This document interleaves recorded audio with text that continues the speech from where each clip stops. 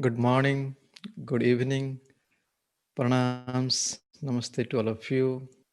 Thank you for joining the talk today.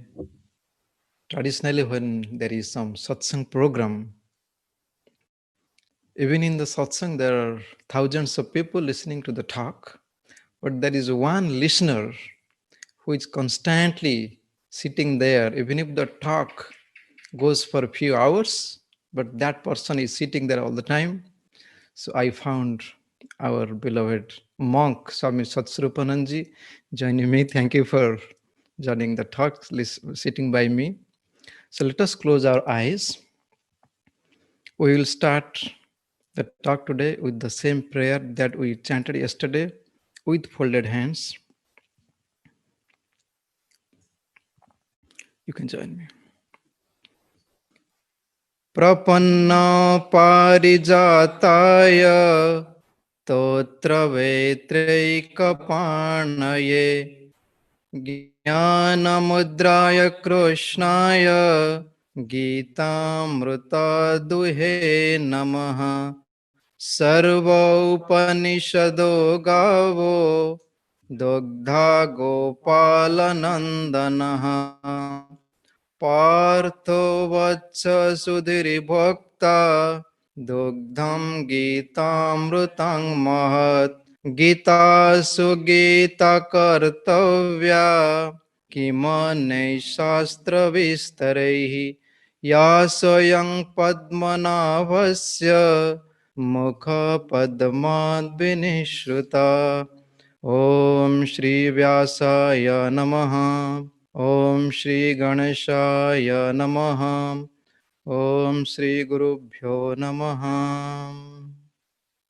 Remembering Mother Durga, Mother Gita, remembering Lord Krishna and his foremost devotee, disciple Arjuna, remembering Sage Vyasa, Lord Ganesha, remembering the Gurus, I bow to all of you. Om Tat Sat Om. Once again, good morning, good evening to all of you. You have heard Sri Chaitanya Mahaprabhu, who revolutionized the bhakti movement all over the world. When he was on his tour to South India, one day he visited a temple and he did his darshan. When he came out of the temple, he found one person is holding the Bhagavad Gita and crying. He was curious to see that this person is looking at the Bhagavad Gita and crying. As he moved a little bit closer towards the person, he found he's holding the book upside down. He was even surprised. He's holding upside down, whether he's reading or not, but he's crying always. What is happening? He waited for some time. Then, when he came out of that situation, he approached that person and asked, "Can I ask you a question?" The person said, "Yes." "I saw you are holding the book upside down and you are crying. What is the matter?" The person said, "When I look at the book, I don't see anything written there. I see Lord Krishna is teaching. I see them live. Lord Krishna is teaching Bhagavad Gita to Arjuna. And when I perceive this situation, tear just comes to my eyes." He was quite surprised. Unique scripture, the Bhagavad Gita. Yesterday we discussed the 13th chapter, and the name of the chapter, Kshetra Kshetragya Vibhaga Yoga. The distinction between the Kshetra means the field and the knower of the field, and we discussed what are the fields. The Prakriti, which is made of 24 elements are the field. And the Lord himself is the knower of the fields. When you go through different elements, it is quite difficult to understand the concept. But a seeker has to adjust and to accommodate the realities of life, where Lord explained beautifully the 20 spiritual qualities we discussed yesterday. If you find some time, please read those. Few years back, I remember while Guruji talking to us in Miami, he spoke again, though he spoke before while teaching the Bhagavad Gita classes. He told us to the ashram residents, and one of us asked the question. The question was, Baba, it looks very difficult to cultivate all these qualities. Guruji said, you practice your meditation, your spiritual practice, and these are the measurement tools. You see, look at those qualities and see whether you fit into those, if not practice. And towards the end of 13th chapter, the verse that we discussed yesterday, and the verse, it says, Kshetra kshetra gyanyo revam antaram jnana chakshusha bhuta prakriti moksham cha e viduyanti te param. One who perceives the relationship between the field and the knower of the field with the eye of the knowledge, that person is free and liberated. A question to all of us: do we feel we are in bondage? A question. Answer is maybe yes. Why? Why we are in bondage, or how? To explain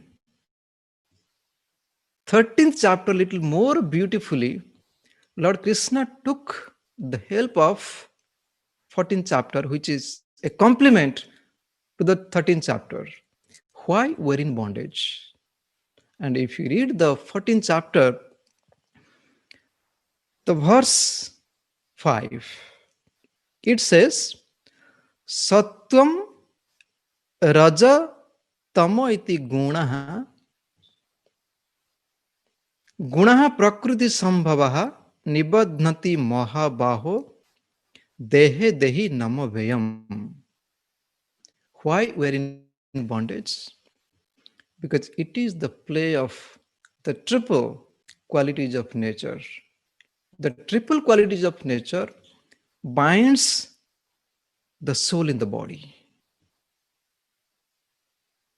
And we will understand more of these triple qualities of nature in this 14th chapter. Just like a doctor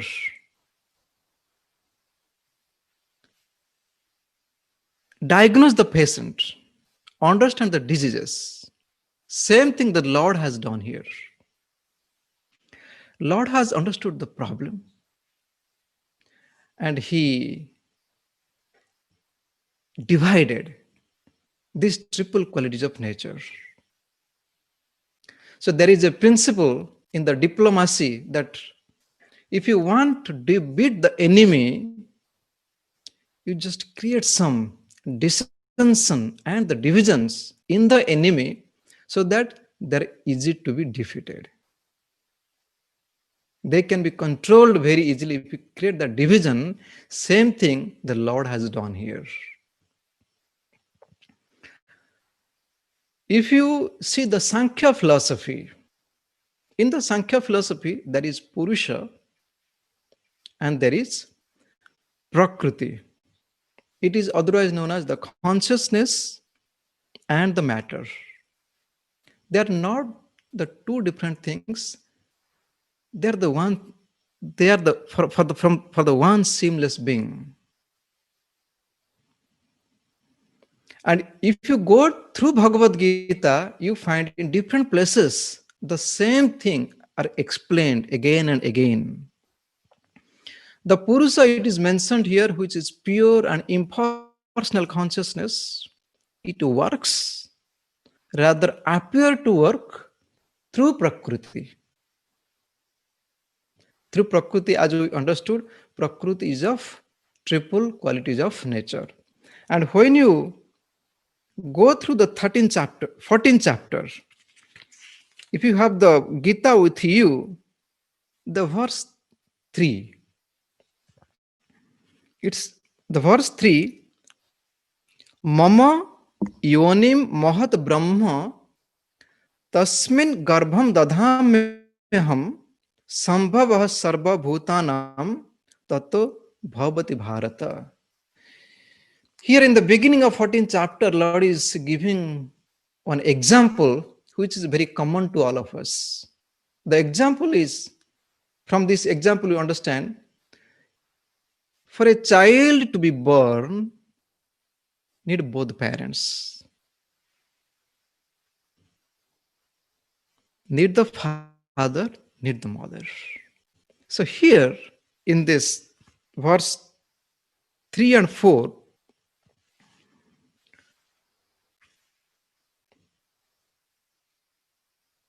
Lord himself is the efficient cause and Prakriti is the material cause. And here Lord is saying, I am the one who impregnate the seed in the womb of Prakriti, and which is, it is written here, Mahat Brahma. The word is Mahat Brahma. Lord is lending the consciousness to the Prakriti and the Prakriti becomes active. Tasmin garbham dadhamyaham. Then the verse 4 says, Sarva yonisi kaunteya murtayah samhang bija pradah pitha.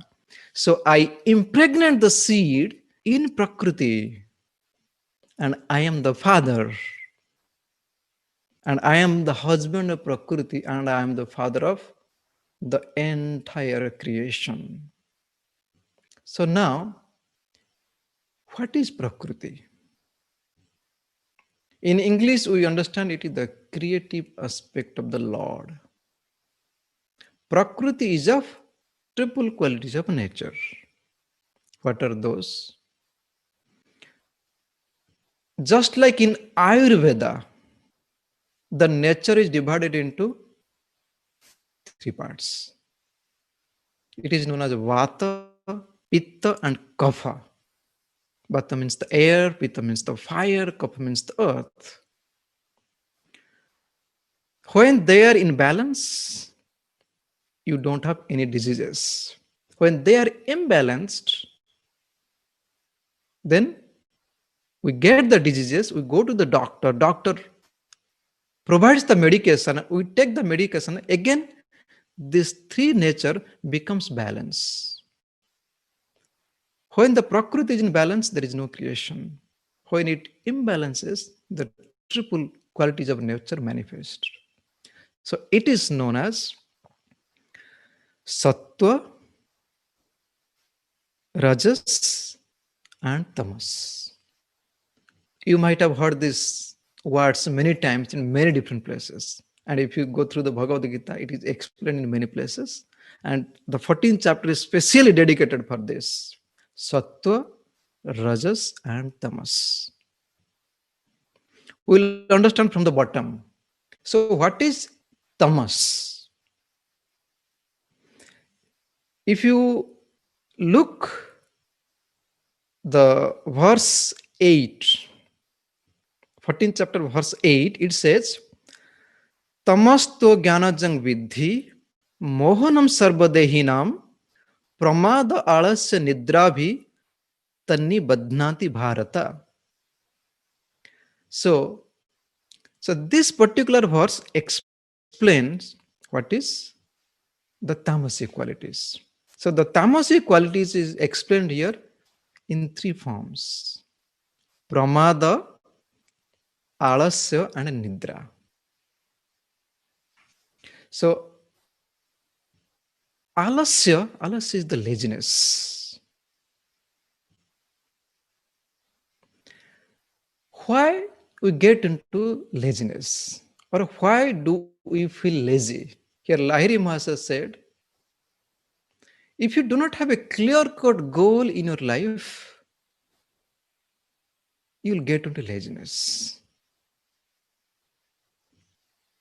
If you read the Yoga Sutra, in Yoga Sutra says Patanjali is saying there are two types of laziness. One is Sthana. Sthana means the mental laziness, and Alasya means the physical laziness or the sloth. So when a person, a lazy person, really loses the beauty of life. You can achieve nothing if you become a lazy person. It is said in Sanskrit that nahi suptasya singhasya pravishanti mukhe mruga. Even if the lion, who is considered the king of the animals, have to work hard. If a lion sleeps, a deer is not come to him, come to the lion for its food. Means the person has to work hard. When we live in the society, we see different type of people living with us, and some people work hard. But surprisingly, we look forward to the laziness. You will say, how? I am working hard. I don't look forward to the laziness. We work hard now. We make enough of money so that after the retirement, I don't have to do anything. What does it mean? It is a kind of laziness we are hoping in the future. The sense and series have suggested this is not good at all. And some people after the retirement, you see, they just waste their time. Whole life they work hard, they have nothing to do. And it will not help in your spiritual progress. So this is alasya. Alasya is one of the quality of the tamasic nature. Then the second is nidra. Nidra means the sleep. Overcoming laziness is one thing. Overcoming sleep is another thing. We don't have to overcome sleep. We need few hours of sleep, and we should sleep. Otherwise, if you do not sleep properly, whole day you are sleeping. Means you cannot do nothing. Some people, they just sleep. And they're very lucky people, I would say. Whenever they lie down on the bed, they just sleep. Some people, they try hard, they don't get sleep. Whole night, they're moving from one side to the other side, they don't get the sleep. Some people, they don't need sleep. For example, Arjuna in Bhagavad Gita, he never slept. Arjuna, Lakshmana, for many years, they didn't sleep. And in our autobiography, you might remember, Giribala didn't sleep because they didn't need sleep. Mahatma Gandhi, Napoleon Bonaparte, they just slept very few hours. So here Lord is saying, Nidra, the sleep, is one of the tamasic nature. Physically, we need few hours of sleep. Sleep is a state of unconsciousness. It is said, when we are not awake from within, means we are sleeping. That is what it is mentioned. First is alas, laziness. Second is nidra, sleep. And the third quality, or the third thing mentioned here of tamasic nature is pramada. Pramada means forgetfulness. Pramada means carelessness, lack of motivation. We know what we are supposed to do and we are not doing, that is known as pramada. It looks like we all are sitting on pramada. because we know what is to be done and we are not doing. We know we're supposed to do all good things in the life, but we never do this. Like the prayer of Duryodhana in Mahabharata. Oh Lord, janami dharmam nachame prabhuti. I know what is good to be done, but I cannot do this. I know what is not to be done, I am doing this. So that is known as pramada. So how to avoid this forgetfulness or how to be free from this careless attitude? Here, Binova, Binova said, to overcome pramada, one must conquer laziness and sleep. Then only one can conquer this pramada.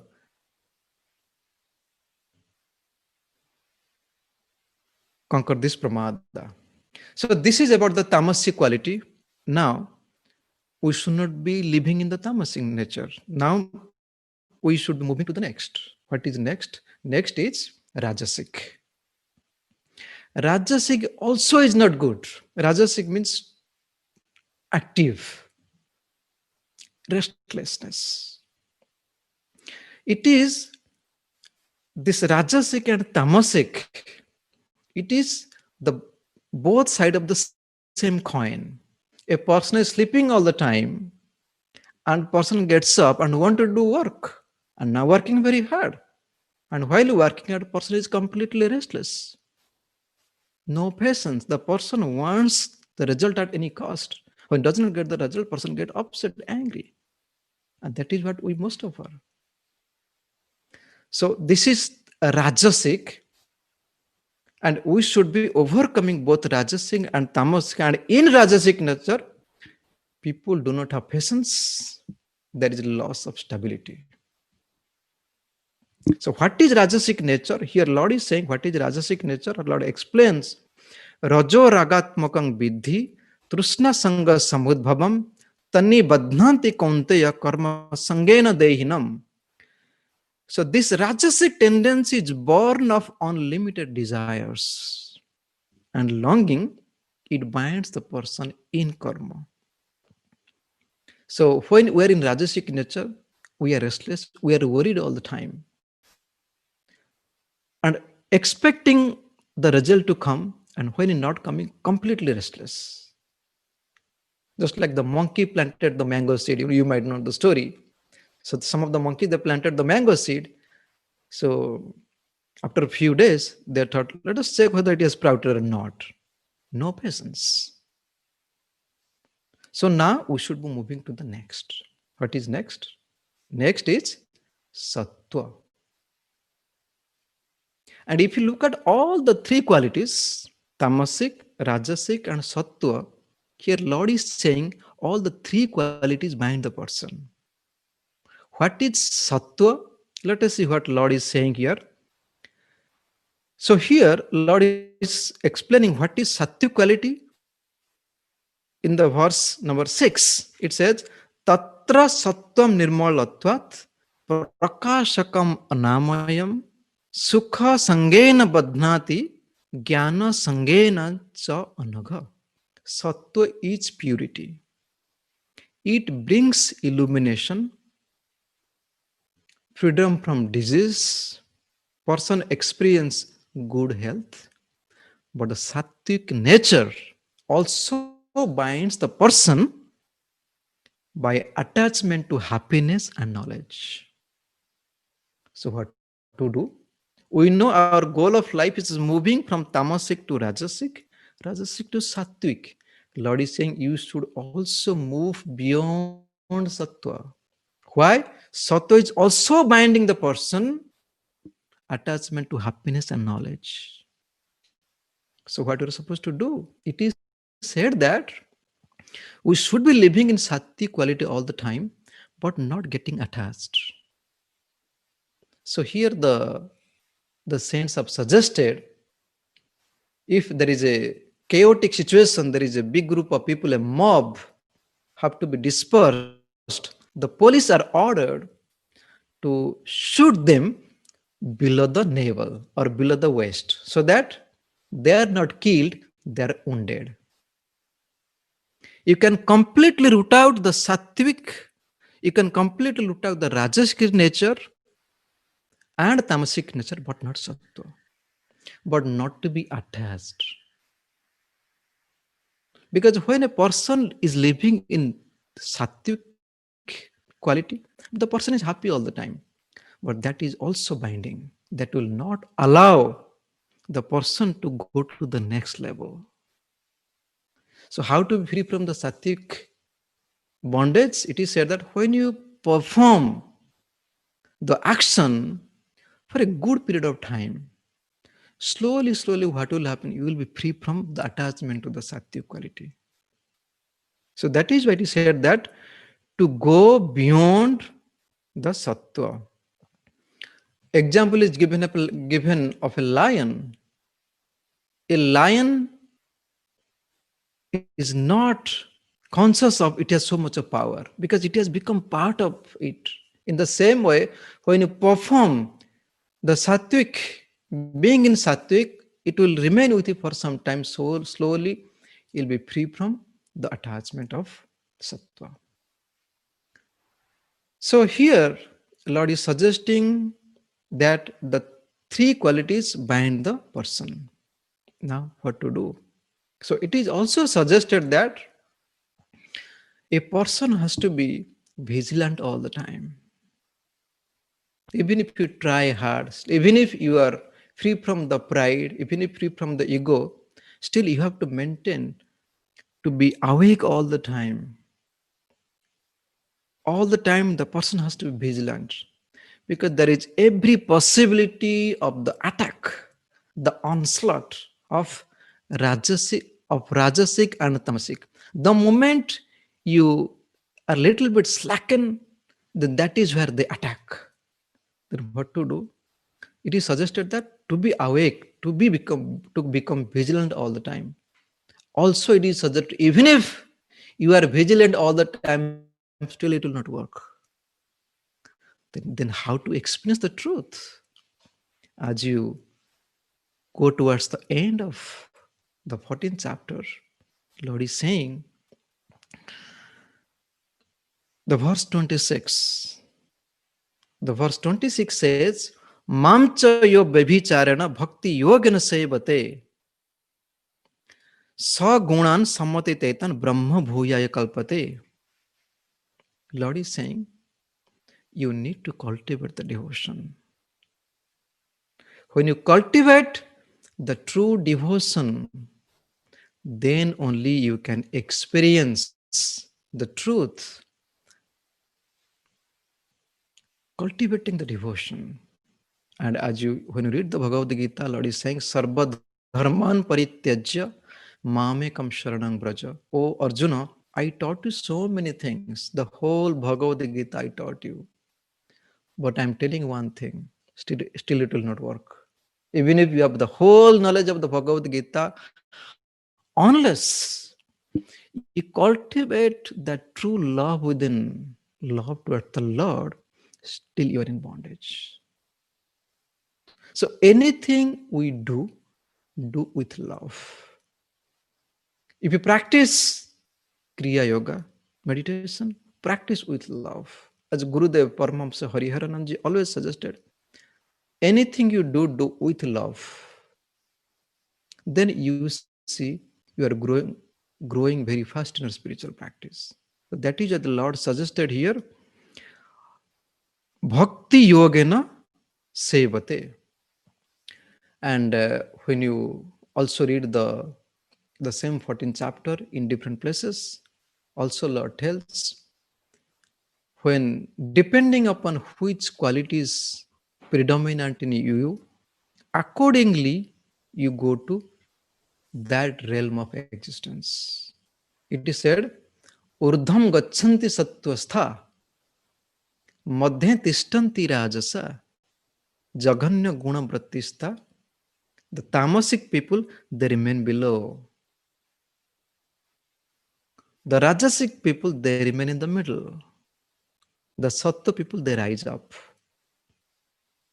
If you look at our body, there are 7 chakras, the energy centers in the body. When you are within the three chakra, Muladhara chakra, Swadhisthana chakra, and on the navel center, Manipura chakra, you are in tamasic. And where in the heart center, you are in rajasic. And when you move above, then you are in sattva. Lord is saying, go beyond sattva. Go to the sahasrara, which is free from all the qualities. Let us practice. Even if we have this theoretical understanding, let us practice whatever we have learned. If you have learned the Kriya Yoga meditation, practice with love. Practice the Kriya breathing. Rise from the lower centers to the higher center. Then you are free from all the triple qualities of nature. You are free from the bondage. So this much is the discussion today. So time is up. Let us close our eyes. Let us remember the Lord. Remember his beautiful teachings.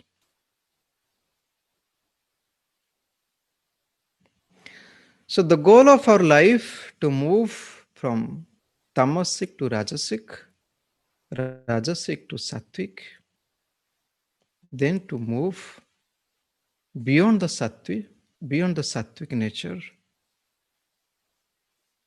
free from all the qualities, then only we can be free.